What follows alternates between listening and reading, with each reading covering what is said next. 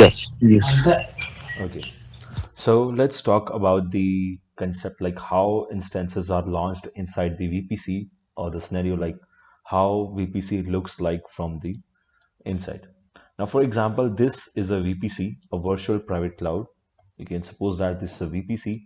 Inside this VPC, we created the subnets yesterday, right?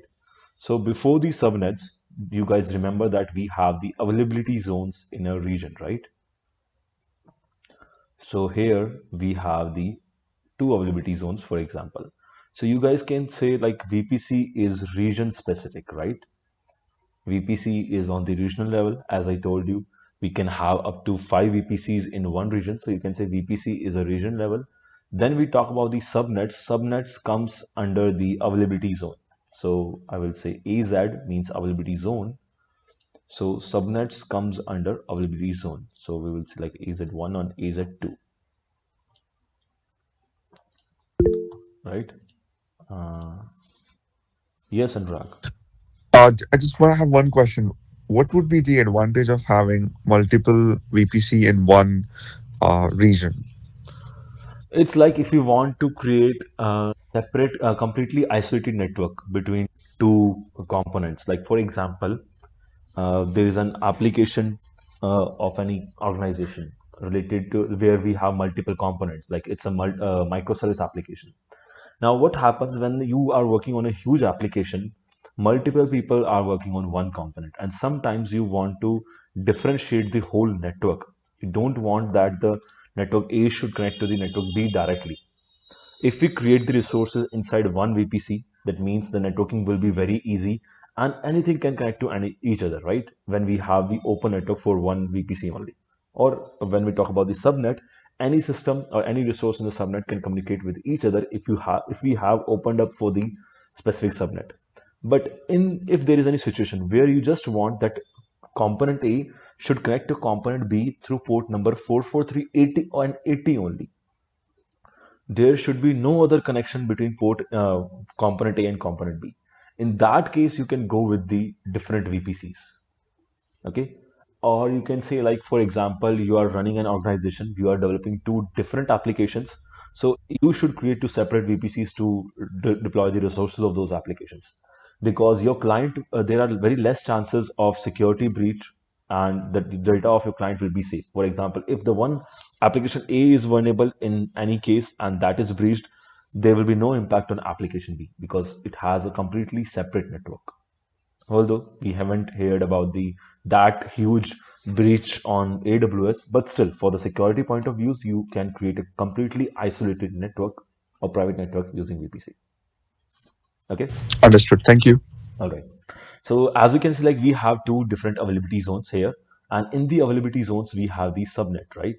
So you can consider this as a subnet A, two subnets in one availability zone. Okay. So this can be and you can understand you can like think like this scenario of VPC like this, and in one subnet you can launch one instance. So you can think this as an instance or a server which is working inside the subnet. This is a subnet, right? And subnets are inside the availability zone and availability zones are inside the VPC, or we can say inside the region. So actually VPC is a region specific, availability zones like subnets are availability zone specific, right? And when it comes to the instances, instances comes under the subnet. Now the reason why I am creating this diagram here, because there is a concept of security groups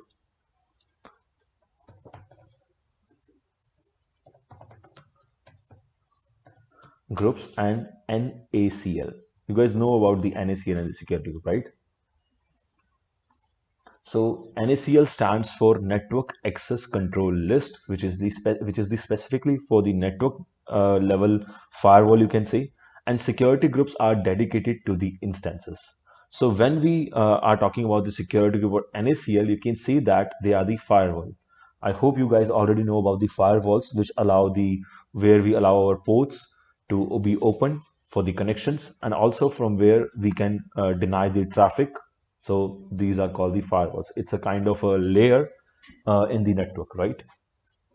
We have used the firewalls in our systems as well. Like in Windows, we have some programs that work as act as a firewall.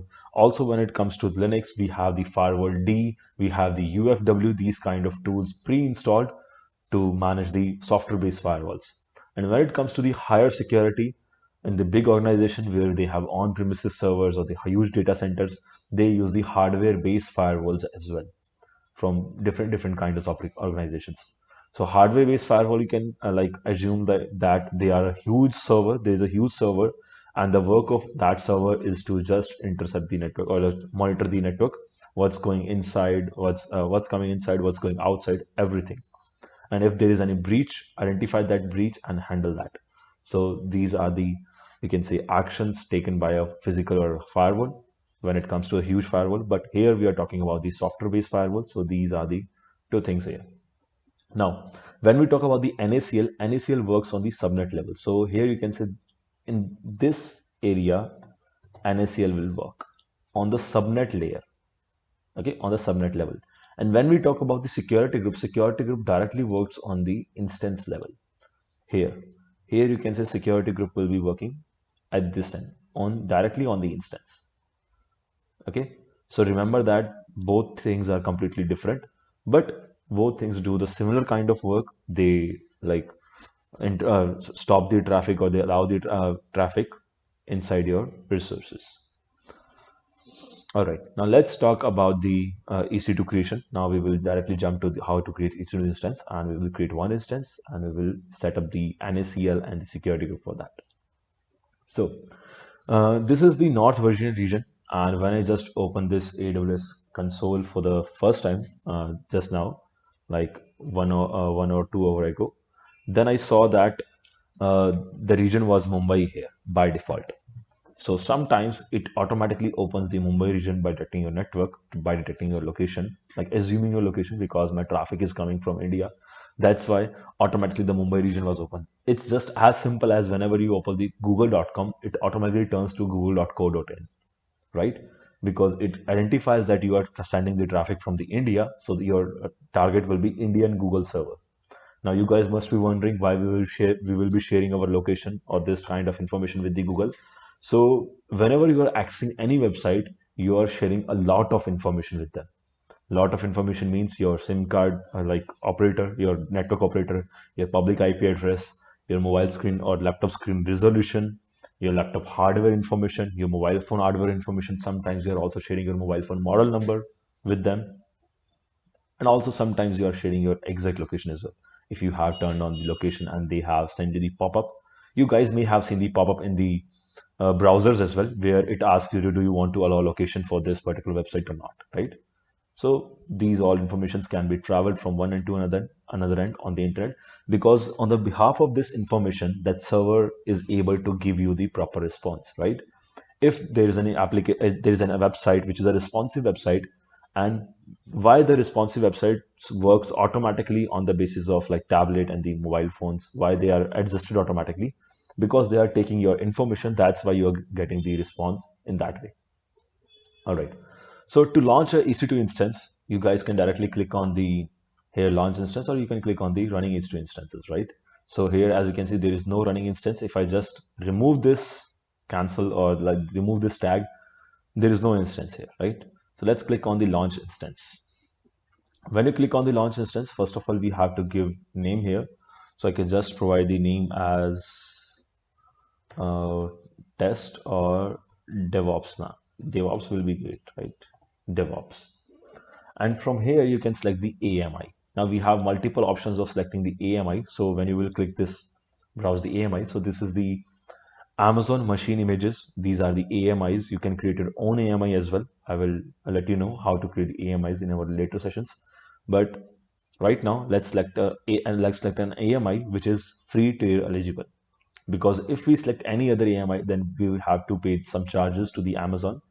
So free will be great for us. So as you can see, there are multiple free options, and or you can just search here as well if your requirement is something specific. Like for example, when I was working as a security analyst, or when I was working as a penetration tester, I just used to work on the Kali Linux. Okay, so we also have the AMIs of Kali Linux available here, and like okay, so here as you can see, this is the AMI of Kali Linux available here. Free trials are also available. So yeah, multiple AMIs are available, and if you just click on community AMIs, so you have the multiple AMIs also available here. The base is Kali, or they have pre-installed Kali Linux tools, so that's why you can use them. So let's remove this and let's go back to the quick start AMIs because we are going to select the basic AMI. And if you guys are comfortable with the Ubuntu, you guys can select the Ubuntu, or if you guys want to work with the CentOS or that Reddit kind of distribution, you can guys can select that one as well. For now, I'm going to select this Amazon Linux 2 AMI. Okay, this one. From here, we have to select the AMI image, and so I have selected this Amazon Linux 2 AMI. You guys can select any AMI, but always remember that like we can select our custom AMIs as well, or even you can create a custom AMI as well. Now, if we just scroll down, as you can see, these are the options. Like this is the root device type is EBS. EBS means it's like a storage device where our data will be stored. We will talk about this later as well when we will be talking about the storages in AWS. Now here we have the instance classes. Now we have multiple instance classes available here, and also the resources are defined here. So you can select any instance class as per your requirement. But here I'm going to use the t2.micro, which is good for the testing or the learning purpose, and also the free trial eligible. After this, we have to create or select a key pair, right? As you can see, I don't have any key pair available here. So I'm just going to create a new key pair, and let's give the name as DevOps. Okay, and you can just like the key file here .pem to use it in the OpenSSH, or you can also use this in the MovaXterm or any other tool. You can also log in through the Linux as well. Like OpenSSH is a, you can say, package or a software which is available in Linux systems as well, so you can directly log in through that, or you can download the .ppk if you are a Windows guy and you use the putty tool, right? I will suggest you to use the .pem. It's just up to you. You can also convert .ppk into PEM and also the vice versa. So let's create the key. What happened here? Maybe I have to reload the page, but this should not happen. Or is it downloaded? Okay, let me just refresh this because it says unknown error occurred. So you guys can refresh the page. It can be the, and we were creating the key pair, right? So instance class is t2.micro here, and let's create the key pair because key pair was not created properly. Let's type the DevOps here. Okay, everything will remain same. Let's create the key pair, and when you create the key pair, key will be downloaded automatically to your system, right? We will be using this key to log in into the system later. Now after this, you can see there are few network informations available here. Now we don't have the option to change the VPC here. Why? Because this is the only VPC available in this region right now. If you want to change it, you can like click on add it and select any other VPC from here. Okay, it's just up to you. And here, when we talk about the subnet, as you can see by default, it's no preference. It will launch the instances any of the subnets. But if you have any preference, you can select the subnet from here as well. So let's keep it as no preference. Now, when it comes to the auto assign public IP, like do you want to assign the public IP or not? So I will just keep it enabled. If you want to keep it disabled, you can also do that. And if you want to allocate the public IP, you can do that as well. So for now, we don't have the VPN connection. We are not connected to the VPC directly through any of the network. So we should allow the public IP because without public IP, we won't be able to log in into the server, right? We want to log in it into the server from our system. So in that case, we should have the public IP, the server should have the public IP so that we can take the SH.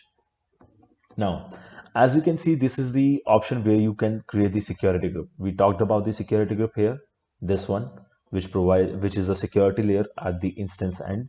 And whenever you're going to launch the instance, it's going to ask you like, do you want to select the security group or you want to create a new one? Okay, so if I just click on I want to select the security group, it will show me a default security group here. You can select the default one as well, or if you want to create a new security group, you can also do that. And also you have the options to enable the I can say rules in the security group. So here, as you can see, this inbound rule. As you can see, inbound security rule, type as such TCP port number 22. This will be open if you create the new security group, right? And by default, it will create the existing security group, which is already available. And if you want to change the rules in the security group, you have to manually go there in the security group section, and you have to open the inbound or outbound rules over there. Now, after selecting the security group, as you can see, this is the area where we have to define the storage, right? 1 into 8, like how much space you want to give to the storage, or if you want to add a new volume, you can also do that. And here we also have multiple options, like we have a SSD option here. You guys already know SSDs are very faster as compared to the normal this like hard drives. Okay, we also have the HSD option here. So SSDs are very fast as compared to the hard drives, right? So we will keep it as the SSD storage configuration. And also we have the advanced configuration here where you can define more details, right? So related to the storage, related to the metadata, you can also provide the user data here. So anybody knows what is user data? Hello.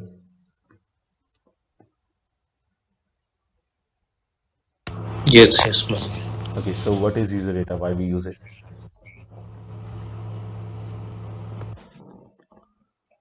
That's my question. Like, what is user data? Why we have the user data option here?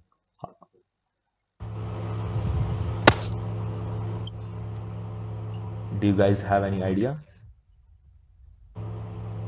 I don't. Sorry. Okay, okay.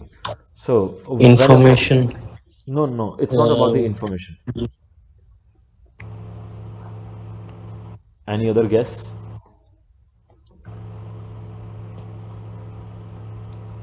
All right. So let me tell you. Like for example, whenever you launch an instance, okay, or whenever you set up a server, sometimes what happens, you want to install your desired packages, or you want to customize your system according to your use, right? So this is why we have user data here. If you type any command here, because we are using the Linux server, you can type the commands here. The command that you're going to type here will be executed automatically when the server will be launched. Okay, so you can say startup tasks can be written here in the user data, and it's a very good thing to use. So when I work on auto scaling groups, in that case, whenever I want to perform some task or some packages automatically installed into the system, what I do, I define this user data. So whenever a new server comes up, automatically those tasks are performed in the server and I get my server ready. So that's the reason why we have this user data. You can type the shell script here. It works with the shell script also. Like you just have to define the shebang slash bin slash bash, and you can start typing your commands here. Okay, anything like for example the host name ctl set host name, like changing the host name of the system. You can also do that from here. I'm not writing anything here, but it's just up to you. If you want to do that, you can do. Also, as you guys can see, we have the base64 encoded option here. If your user data is encoded into the base64, you can also turn on this, and you can paste the base64 strings here to perform the task. Now we have selected the number of instance 1. Everything is set it up. Let's click on launch instance.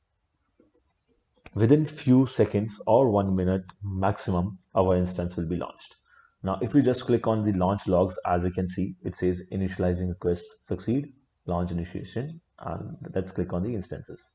So here we have one of our instance. This is our new instance, and as you can see, the instance state is still in pending, but within few seconds it will be available. And let's give the name to this instance. Let's give a name as DevOps. And also, you guys remember we have assigned a public IP address. So this is our public IP address. By this IP address, we can access this instance. And now the instance state is in running as well. Okay. So if I want to access this IP address, so first of all, before I do that, you guys know about the ping command, right? You guys may have used the ping command a lot of times. So can you guys tell me, can I ping this IP address or not? Anyone? The public IP. Yeah. Yes. So you mean we can ping the public IP directly, right? Yeah. If I just do this, I won't be able to ping this. There will be no response from here. Can anyone tell me why I'm not able to ping this public IP?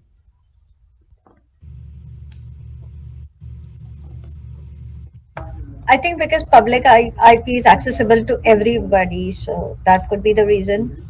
So if the public IP is accessible to everybody, I also come in everybody, right? I'm not a special person for this AWS. because there is no web server installed on the No, no, no, no. instance. Web server is not related to ping command. Is it It is because of not being connected to RDP session? no.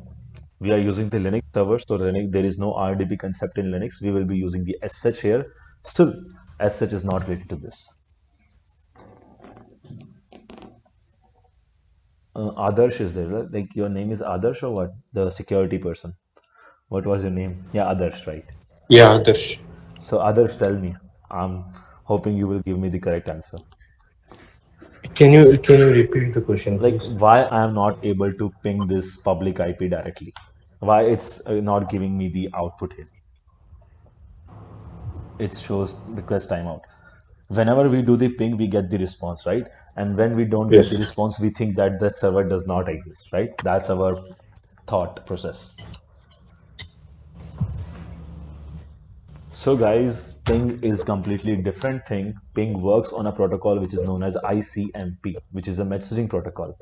And if we haven't Okay, enabled the that's not ICMP, defined on the security exactly, groups. man, exactly. We haven't defined this ICMP in security group. Then how it will communicate or how we will be able to ping this server, right? You guys forget about the security group. This is the like nearest layer to the instance, right? By default, NACL is open, I guess. Let me check the NACL for this subnet as well. We will check that later when we will be talking about this NACL. We will check that later. But I think NACL will be open by default because it's a default one. The security group is not set it up default. So here is the security group. As you can see, there is only port this one. This is the outbound one, and this is the inbound. Okay, let me check.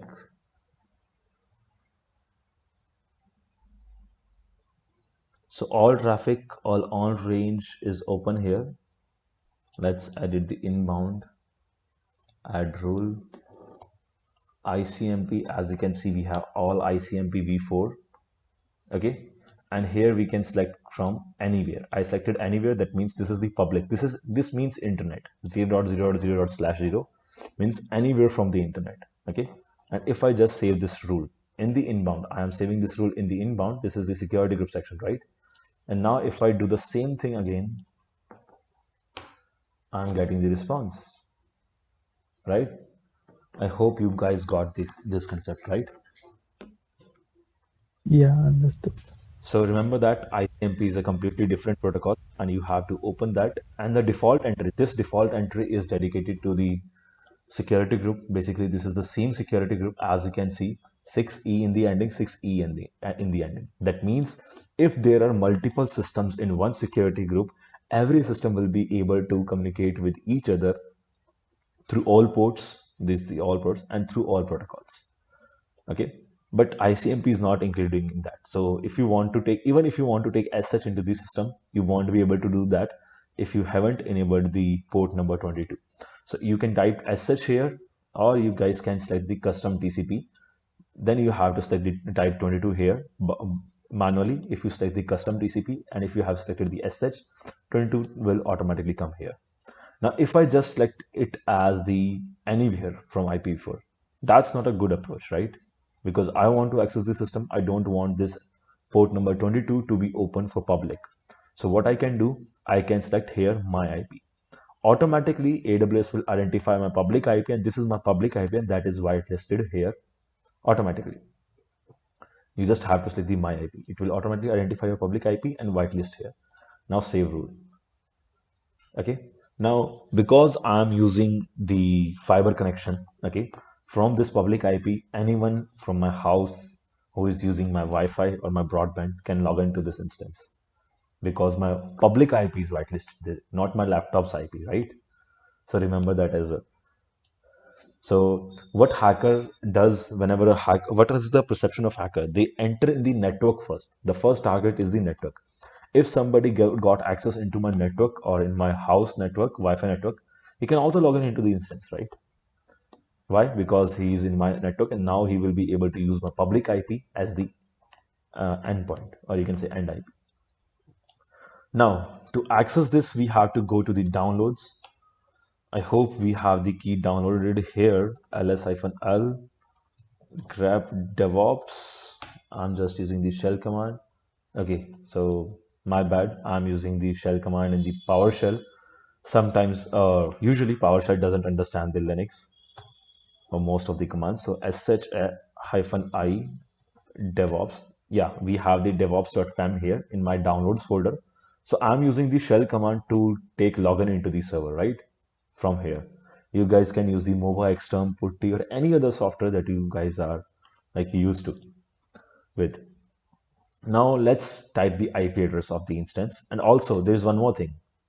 What is required to take the SSH? The IP address, and what is any other thing is also required, right? What else is required? The Key, key that's pair. it. We have the key pair, but there is one more thing. Any guesses? Still, we can't take access SSH to this server. Public IP. No, we Public have the IP. You public. are Oh, you sorry, have sorry, sorry, copied the sorry, private sorry, sorry, IP. sorry. My bad. I have to copy the public IP. Yeah, this one. Actually, what I'm in my day-to-day, I'm using the private IP. That's why I got this 172 that automatically into day-to-day usage. We don't use the public IP in the production environment because it's very risky to use that. So for the testing purpose, we can use that because we don't have any other resource to take as such. We have to use the public IP. There's one more thing, that's the username. Because without user, you cannot take login Okay. into the server, right? So from where we will be getting the username? Any idea? First of all, we are using Amazon Linux, right? You can log into the like search on the Google what is the username, default username for Amazon 2.linux, or you can click here on connect, and here connect you can say or EC2 console connection. You can connect from console here as well. It will give you the browser-based console connection. Or you can get the username from here. As you can see, it says default username or username is EC2-user. Okay. So I just have to type here EC2-user at the rate the IP address. So the command is sh-i. Then we have to define the key pair. Then we have to type like EC2-user and the IP address. Let's hit enter. It says the SSH fingerprint connection. Yes, the permanent IP address added. And as you can see, we are now logged into this in this server. This is the server. This is the private IP address, right? And we are now inside this server. And also you can access the internet like ping, google.com. You're getting output from the google.com. Or you can install the packages and you can perform your task from this server. Now this is a EC2 machine and we have the public access as well. If you want to host anything in this machine, you can also do that. What we can do is let's install yum install Apache 2. You guys know Apache, right?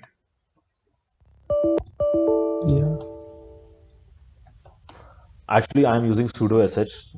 Sorry, that's again my day-to-day usage. You guys can use the sudo u su to take the access on root user. I'm using sudo sh because in our system, using sudo is blocked. We cannot go directly to the. We can't use this command. This is blocked in our server, so we go through this command. We first do sudo sh, then we type bash, then we have the shell, the bash shell as the root user. Okay, so now let's install the yum install Apache 2. Apache 2 basically it's a web server program, and as you can see, no web server program, no packages available for Apache 2. Okay, yum update. As you can see, these are the updates, so lots of things are working. I don't want to install the update. The yum repo list all. You can just fire this command, yum repo list all, and yum install Apache. It again says there is no package Apache. So let's try with the Nginx. Some web servers are not available. Nginx is also not available. Okay, it says Amazon Linux extras. Okay. Nginx is available in Amazon Linux extra topics. Okay. So it says like we can use this command. I don't think so, like I will be able to copy this like, okay. So as you can see, Nginx is being installed here. Nginx is also a web server. You can install it using this command, or sometimes Firefox also works.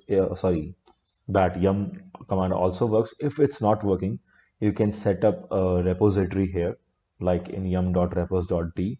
You can create a separate repo where you have to provide the base URL of CentOS repos or any other repo. You will be able to install the Apache as well.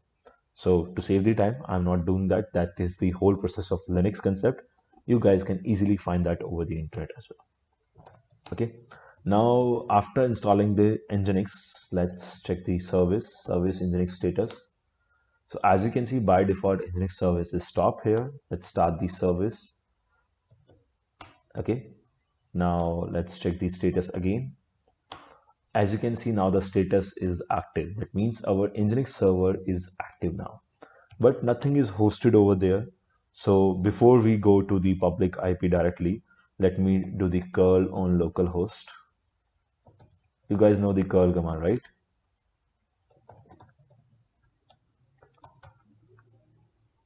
You guys know the curl command. Hello, are you guys there? Yes, no, yes. Yeah, yeah. Okay, so whenever I am asking something, please give me the response because I don't like to talk with the zombies. I want alive So, people. Okay, so as you can see, this was the curl command. I hope you guys know the curl command. Curl command is just to get the output of the HTML pages or the sending request on a particular IP port and getting the response. Now I have hosted a Nginx page in this system, and let's try to open this. And you can guys can also do that from your end, right? It's a public IP. You can do that. Just type this IP in your browser like this: http colon double slash. Then you have to type this IP address, right?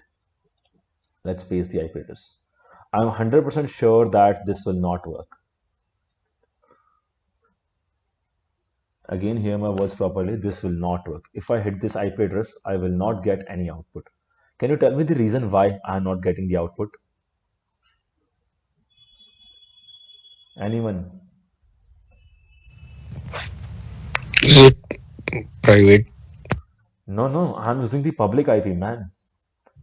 Because of the rules defined in the security group. Exactly. We haven't opened the port number 80 in the security group. The Apache or the Nginx is using the or HTTP port. HTTP port is port number 80, right? So we have to define HTTP here. Or you guys can, this time I'm not going to type the HTTP, I'm going to type the custom TCP, and you guys can manually type the port number 80, which is same as HTTP. And from here, I will select anywhere IPv4. Let's save this rule.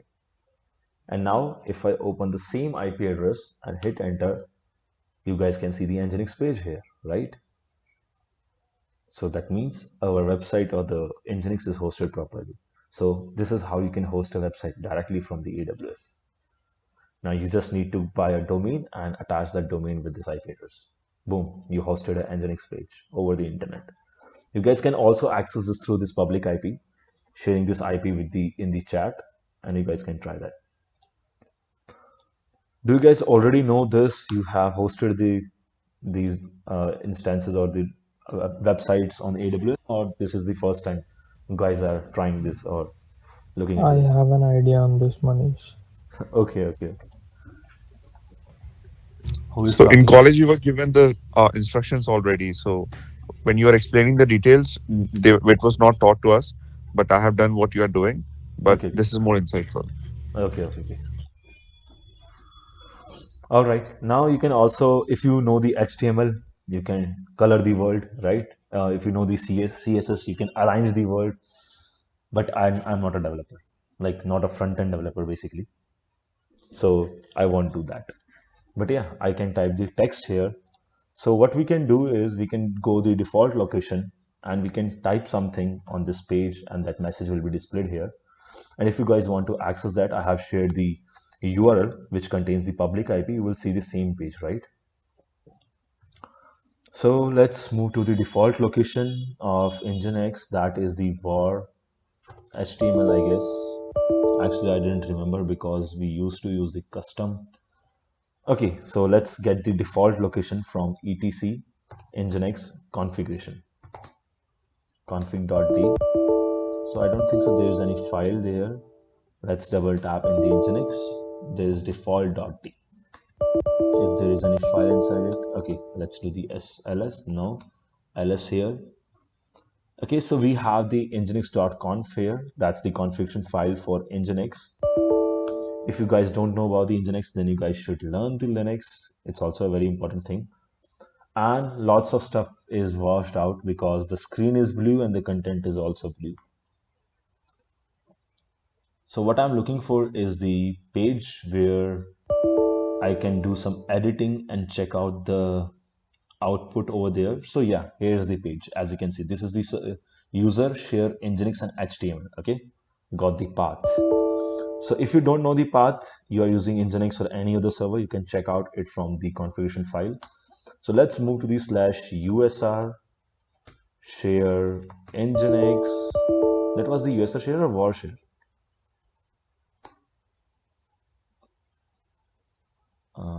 Where it is. USR share. Okay, USR share Nginx. USR share Nginx Okay, HTML. cd usr/usr share. We have the Nginx folder here. We have the HTML folder here. And as you can see, we have the index.html. So I will just create one more file here. First of all, let's move the index.html. Or let's create a new file. Echo hi, I am DevOps. And I'm going to redirect this into the index.html. And this, let's go here and refresh the page. I am DevOps. That's it. So this is how we can update the file and we can get the output over the public IP using the public IP. Okay, I guess you guys got the concept where we install the program, like we install the Nginx over a web server which was hosted on which was deployed hosted on the EC2 instance, right? And we launched the EC2 instance with the AWS AMI. If you guys have any doubt, you guys can ask, and just after this, or if you don't have the doubt, you can also ask that doubts after 5 minutes.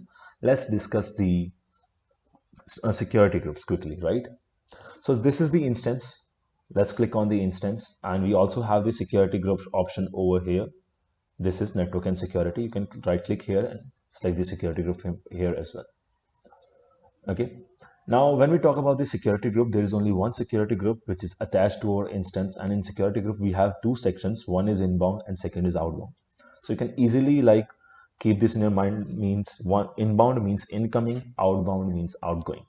If I just stop this thing, if I just remove this rule from the outbound, then I won't be able to use the any command related to yum, or I won't be install any package inside the Nginx from the internet, or I won't be able to access the internet inside the that server, the instance, right? So that's the reason why we should have the all network available here. Usually all is not necessary. You can also enable the 443 and the 80 port here in the outbound for the public. That means your system is going to the internet. Okay, remember that. Outbound means your system is going to the outside network. So that is necessary. If you don't do that, your system will not be able to access the internet. So you can open the 80 and 443 if you just only want to install the packages into your system. And if you want to take SH from this Linux machine to another machine, from one instance to any other instance or resource over the internet, then you should also enable the 22 port, right? Now let's talk about the inbound. Inbound means incoming traffic. If you haven't allowed the port here, you won't be able to log into your system, or you won't be able to access this system, this instance. So to access this instance, you should have the SH open here. And as you guys know, I have hosted a website. This is not a website, HTML page where I have just written this text. So to access this text over the internet, I have enabled this port number 80, right? I have enabled this rule here. And again, as I told you, this is a public IP. You guys can also open this public IP. You will also get the same text at your end. Okay, this is not at my end only. So this is how inbound works. Now remember one thing, when it comes to the network means inbound and outbound both should be balanced. So when we talk about the architecture of client server, you guys remember the architecture of client server we discussed yesterday? I don't think so. Everyone remembers that. Okay, so when it comes to the client server architecture, let's take the example of TCP. No, let's not go to the TCP. That will be completely network protocol. Let's just stick to the client server architecture. So what happens? This is my system. Okay, this is Manish system, right? And this is the Nginx server system, right? Now what is happening here? I am going to the Nginx and saying that, hey, I want to access your service, or I want to access your website. So the port number 80 should be open because I am typing here that I want to connect to this some IP colon 80 and give me the response. By the way, I haven't typed the colon 80 here. If I'm using the protocol as HTTP, automatically the port number is set it up to the port 80.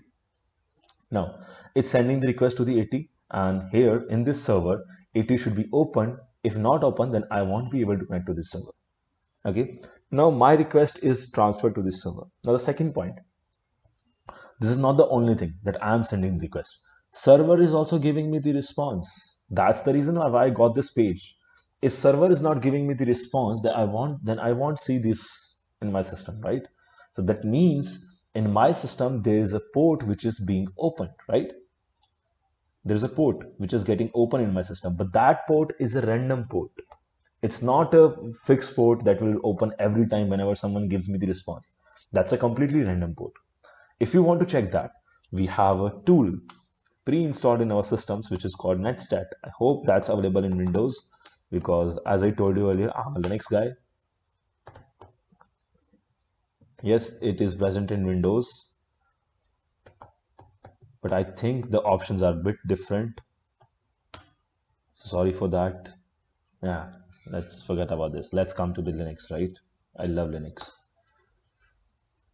Let's take sh back to this Linux system, and if I use the command netstat -tplun, as you can see, these are the listening ports, right? These are the open ports which are currently in the listening mode.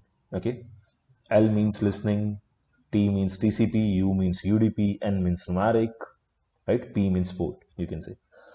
So these are the foreign addresses. Foreign addresses means the public internet. State is currently listen. And as you can see, port number 80 and 20 are open to public. That means anybody can take SH, like I can take SH. Of course, port number 22 is allowed for me, but from the security group end, not the server end, right? From the server end, it's open to all. And similarly, port number 80 is open to all from the server end, not from my end. I guess you guys got the concept, right? Right? Yes, Manish. Okay, 80 and 22 are open here as well. This is TCP, like TCP4. Sometimes you will get TCP4 or TCP here. That means IPv4. This is TCP6. That means it's IPv6. Okay. Let's go back to the image. So that means there should be a port open in my system as well. Similarly, if you are going to access the internet from this server, the Nginx server to outside the world, this time the Nginx server will work as a client, right? And you are accessing any Red Hat server where your repositories are placed, from where you are going to download the package. Now, in this scenario, again, in your system, there should be a port which must be opened in the inbound as well, not the outbound. So my concept is that whenever you are sending traffic to somebody, you should have port open to receive the response as well.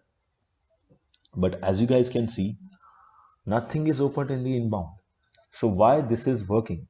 Because what happens in security groups automatically handle this situation. Security group says that if you have opened the traffic from the outbound to connect to the outer world, we will open the port from the inbound to receive the response automatically. There is no need to do that manually. Okay, So that means this work is not required in the security group. To open the port at the client side is not required in the security group. But the situation is not same with the NACL. The reason why? Because NACL works on the subnet level, and when we talk about the subnet, that means multiple resources will come inside that subnet. There is not only one EC2 instance, okay, or few EC2 instances. But when we talk about security groups are only attached to the resources, directly to the resources. That can be EC2 instance or RDS or any database server. So it's directly attached to that. So you can manage directly the traffic for that particular resource. But NACL or NACL is dedicated to the whole subnet. In that case, it's very like different type of networking over there. So let me show you the networking at the NACL end or the NACL end. So before I go to the NACL, if you guys have any doubt, you can ask.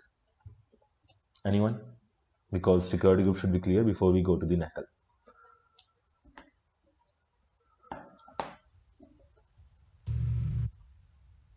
No? All right. So let's jump to the NACL or the network ACL or network access control list. That's the full form. I actually opened this. So NACL is present in the VPC section, sorry. And in the VPC, if you go down, you will see the firewall, network firewall here. No, this is not this one, security, network ACL. Okay, network firewall is a completely separate thing. That's the dedicatedly firewall. But the first thing which automatically works as a firewall, that's the NACL. And as you can see, we have this one ACL and associated with 6 subnets, right?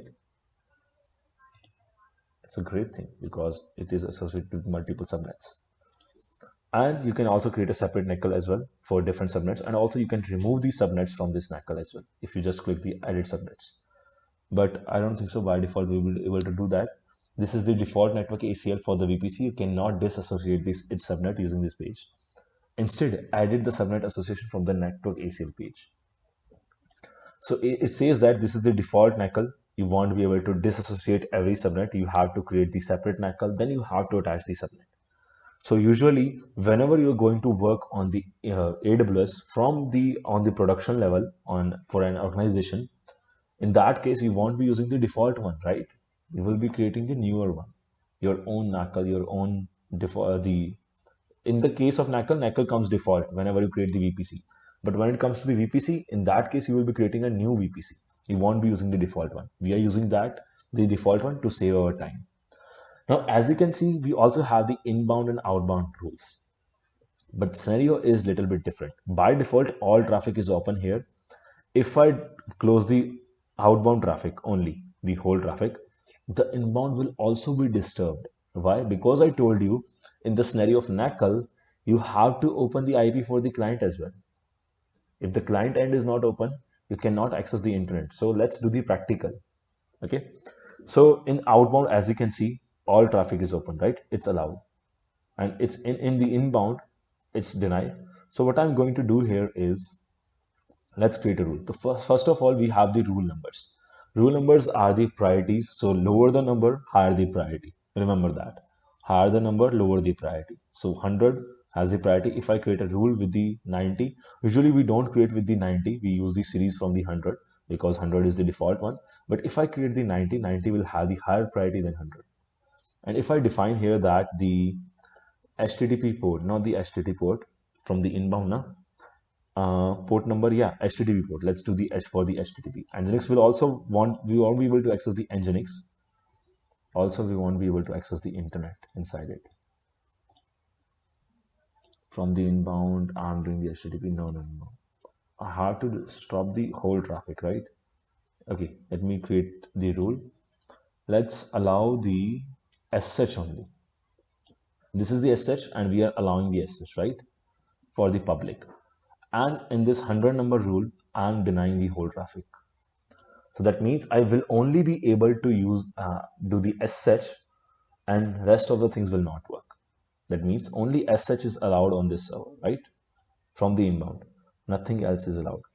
So the connection will not drop. As you can see, I'm connected to the server. This is not dropped. Okay, it's dropped. Let's check if I'm able to again log in into the server. Okay, so as you guys can see, I can take the SSH and I have the access to the server. But if you go here and restart this, I have denied for whole traffic. That means I won't be able to access this. I have refreshed this and it's not working, right? It's loading right now. So you will get the error definitely because there is some response timeout. It's around, I guess, 60 seconds or 30 seconds. After that, it will give you the error page here. As you can see, we got the timeout page, right? That means Angelix is still working, but we are not getting the response. Knuckle is blocking us. Now, if I want to install something in this server, because as you can see, outbound is currently open, right? There is no blocker in the outbound. So outbound is open. That means I have access over the internet. I can go to the internet. Let's test this. So if I want to do curl over the google.com, no response. And if you guys remember, initially I did the ping to the google.com and that was working. You guys remember that, right? When the server was launched, I tried this command first and I Yeah. was able to ping the google.com. And as you guys can see, I'm not getting any response from google.com now. Reason? Because my internet is also blocked. But if you guys see here, there is no disturbance. Like in the outbound, it is completely open. But the issue is in the inbound. Reason? Because at our end, because we are working as a client now. And at our end, we are not able to open any port to receive the content. We are able to send the traffic, but we are not able to receive the content. So that's the issue. So to resolve this issue, we have a specific port range that you can open, right?